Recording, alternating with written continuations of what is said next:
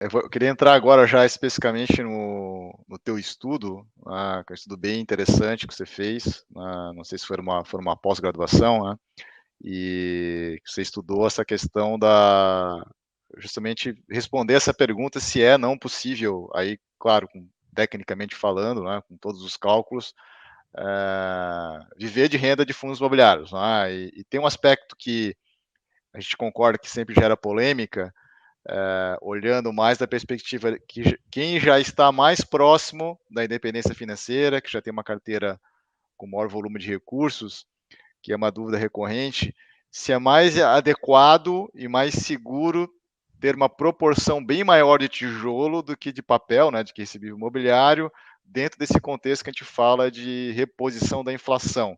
Porque daí, depois que você chega nesse ponto de independência financeira, você vai ter uma briga eterna contra a inflação que vai corroendo o teu poder de compra ao longo do tempo, né? Então, eu queria que você falasse um pouco sobre esse tema aí. Legal. Esse foi um MBA que eu fiz entre 2019 e 2020 e é muito interessante porque o meu trabalho de conclusão do MBA, ele teve, vamos assim dizer, um viés bem pessoal, né? Que eu precisava daquele estudo que eu queria implementar e eu dizia, vem cá, mas dá para fazer mesmo isso, né? Porque eu tinha na prática, eu tinha o conhecimento, mas aí, cientificamente, vamos fazer um estudo científico e quando você faz um trabalho de conclusão de curso, você tem que ter uma metodologia científica que vai conseguir provar aquilo, né? Na verdade, provar não, né? Responder a tua pergunta. E o grande ponto, Otto, que era justamente esse. Dá para eu viver de renda com fundos imobiliários no sentido que o rendimento corrige pela inflação? Por quê? Porque havia, e há até hoje no mercado, uma premissa falsa de que imóveis corrigem pela inflação. Imóveis conseguem te corrigir pela inflação.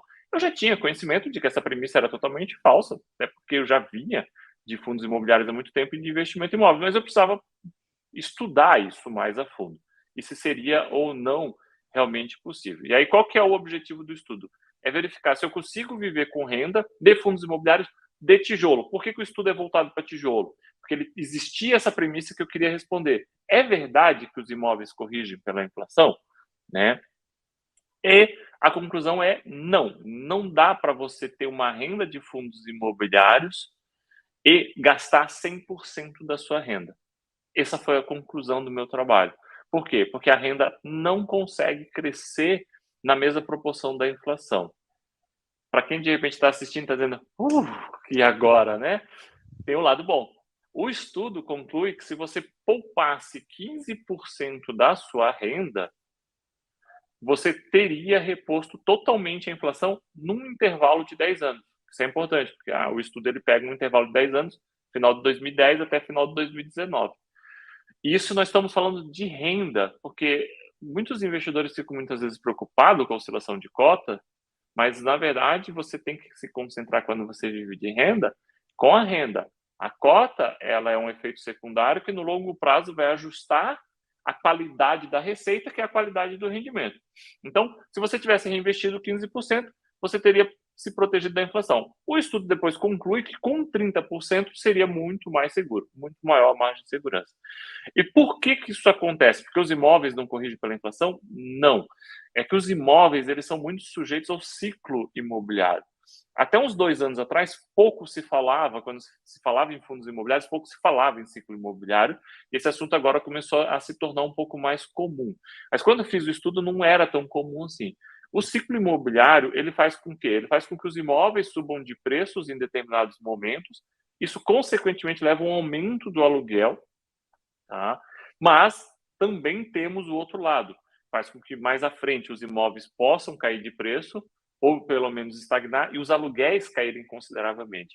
E é justamente nesse momento de recessão do ciclo em que você acaba perdendo para a inflação. Se você não fez uma proteção da inflação, ou seja, você não reinvestiu parte dos rendimentos, você corre o risco de ter que diminuir o seu padrão de vida. E aí vai funcionar mais ou menos da seguinte forma: o ciclo imobiliário está num momento muito bom. Você é rico. Você lembra lá quando eu entrei no serviço público? Você é rico. Você vai nas lojas, compra, gasta que nem doido.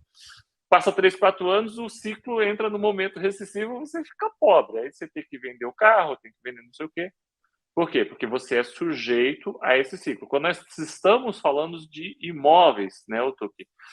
Então, você acaba tendo essa situação. Se você reinveste de 15% a 30%, aí a sua renda vai se mantendo mais linear e mais constante e com certeza mais protegido. O estudo ele é um pouco mais completo, tá? Um pouco mais complexo nesse sentido, que ele é um estudo científico, tem alguns detalhes, tinham várias premissas. Em 2019 nós não tínhamos nem de perto o mercado que nós temos hoje. Como eu tenho que fazer um estudo histórico, eu tenho que pegar alguns fundos que performaram muito mal, então BRCR, por exemplo, era 20% da carteira do estudo, né? E hoje nós sabemos que o BRCR performou muito mal, mas como ele tinha uma metodologia científica, eu não podia utilizar meu conhecimento do futuro para aplicar ele no passado. Então, tinha que seguir exatamente a metodologia. Mas entrando um pouco, e evidentemente eu fui estudar mais ainda, tá, que depois eu acabei escrevendo um artigo em que eu fiz um estudo comparativo com os REITs. Porque aí a conclusão é tipo, tá, mas ok, no Brasil isso acontece. E lá nos Estados Unidos, né? E aí, curiosamente, lá nos Estados Unidos, o rendimento dos REITs crescem acima da inflação do Brasil no mesmo período. Olha que interessante. Só que o rendimento lá é muito baixo. Como o rendimento lá é muito baixo, se eu tivesse reinvestido o excedente do que os fundos imobiliários geram de renda, eu teria tido um patrimônio até maior só com fundos imobiliários. E por que os REITs acabam tendo essa possibilidade de crescer a renda um pouco mais do que os fundos imobiliários? Pela regra de distribuição deles. Enquanto os nossos fundos imobiliários têm que distribuir 95% do lucro caixa, e essa palavra caixa é que quebra tudo, lá eles distribuem 90% do lucro líquido.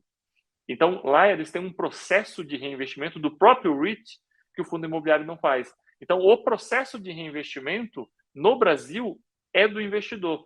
Essa é sempre uma dúvida do investidor. Ah, mas o fundo imobiliário distribui demais, não consegue crescer. Sim, mas esse é o ponto que você tem que entender. Ele distribui demais. E aí a obrigação de reinvestir uma parte disso é sua. Você vai ter que fazer esse processo de reinvestir. Né?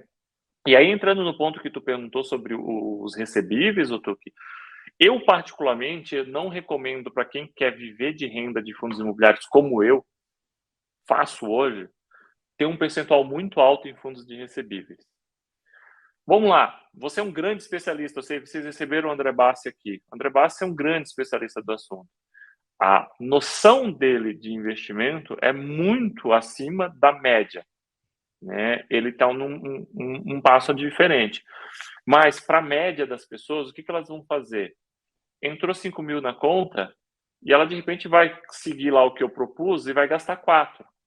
E os fundos de recebíveis, eles te entregam a inflação todos os meses, no rendimento. Ele não acrua, ou na grande maioria ele não acrua, ele não retém parte disso no seu patrimônio. Então, você deveria reinvestir toda a inflação. O que acaba acontecendo? Você passa por um processo inflacionário forte, como esse que nós estamos vindo, o seu rendimento fica muito alto. E aí você descuida do reinvestimento. Por quê? Porque, poxa, você é uma pessoa que está lá, você alcançou a independência financeira, você vai querer aproveitar a vida, vai fazer outras coisas. E aí você descuida disso. Se você está com a carteira 50%, 60% fundos de recebíveis, você pode ter um problema muito grande lá na frente por não ter feito o reinvestimento adequado. Aí você imagina, você recebeu o rendimento do fundo imobiliário, quantos por cento desse rendimento foi inflação e quantos não foi? Então, eu costumo dizer que, olha, hoje a minha recomendação para quem está numa situação como essa é que não tenha muito mais do que 20% de fundos imobiliários de recebíveis. Mas também não deixe de ter, porque o fundo imobiliário de recebíveis ele vai corrigir um pouquinho daquela questão do ciclo. O fundo imobiliário de recebíveis ele vai quebrar um pouco aquela história do ciclo. E eu acho que a grande pergunta que muita gente acaba se fazendo é o seguinte, tá, mas e na fase de acumulação? Que aí eu estou reinvestindo totalmente. Né? Olha, aí sendo bem sincero, não vai fazer muita diferença na fase de acumulação ou na fase de usufruir. Se você escolher bons fundos imobiliários. Mas dá para ter um pouco mais de fundos de recebíveis, sim, na fase de acumulação. Eu realmente tenho um viés assim muito pessoal profundo de tijolo, tá? Porque a grande questão do fundo de tijolo que as pessoas acabam deixando um pouco de lado é que ela olha rendimento versus rendimento. Enquanto o correto seria você olhar TIR de um fundo de tijolo versus o rendimento que um fundo de papel te proporciona. E recentemente nós começamos a ver os fundos de tijolos vendendo imóveis e mostrando, olha, quando eu vendo um imóvel, eu tenho uma TIR de 25, 30% ao ano. Ou seja, você acaba tendo uma renda maior do que aquele fundo imobiliário de recebíveis. Sempre lembrando o seguinte, fundo imobiliário de recebíveis é investimento em renda fixa. É um excelente investimento, mas ele é renda fixa. Fundo imobiliário de tijolo, tecnicamente, seria um investimento em equity, mas ele ainda é um investimento muito seguro porque é uma compra de um imóvel para geração de aluguel. Ele tem que te proporcionar um retorno maior. Então, vai ter que ter esse equilíbrio. O perfeito é que você conseguisse identificar os momentos adequados entre um e outro e conseguisse fazer essa oscilação, né? O ideal mesmo é uma carteira diversificada, quem está na fase de acumulação, e aí não entra só fundos imobiliários, entram outros investimentos.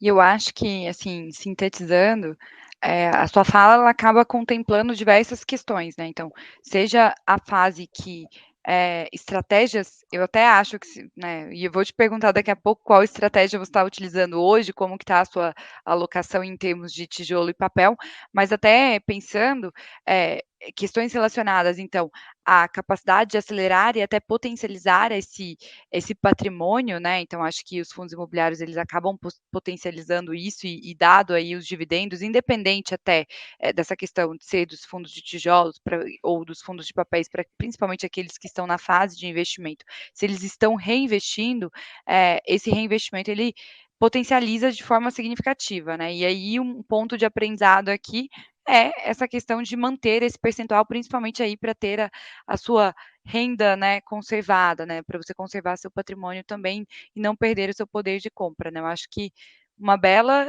experiência, um belo aprendizado aqui pra gente. E agora eu quero saber, como que tá hoje, né, a sua carteira em termos de eu já imagino que você está mais exposto a tijolo e eu acho que o Otuque ficou até feliz ali, eu vi que o Otuque deu um sorriso, acho que imagino que tijolos devem ser aí talvez a sua maior exposição, dado todo o contexto, dado talvez que você já alcançou, né, já passou da fase aí dos investimentos principais, né, de estar ali poupando, enfim, conta pra gente como que está hoje e até a sua visão perante esse cenário atual, né, contextualizando com o cenário, né, a gente está realmente em um cenário de pressão inflacionária, aumento, né, inclusive a gente tem depois de amanhã um Copom, aliás, depois de amanhã um Copom, uma reunião do Copom, onde a gente tem talvez aí prevista mais um aumento da taxa de juros Selic e provavelmente vai se manter aí em patamares elevados, né, nesses patamares até, né, o final do segundo tri do ano que vem, e aí, entendendo um pouco nesse sentido, até de uma perspectiva de talvez desse mês termos uma deflação e até um residual para o próximo mês. Então como que está a sua visão atual? Como que está a sua carteira? Qual é o ponto que o investidor que está nos assistindo tem que ter de atenção, principalmente também para aqueles que estão começando, né, que talvez não estão exatamente no seu momento, mas, qual dica você dá?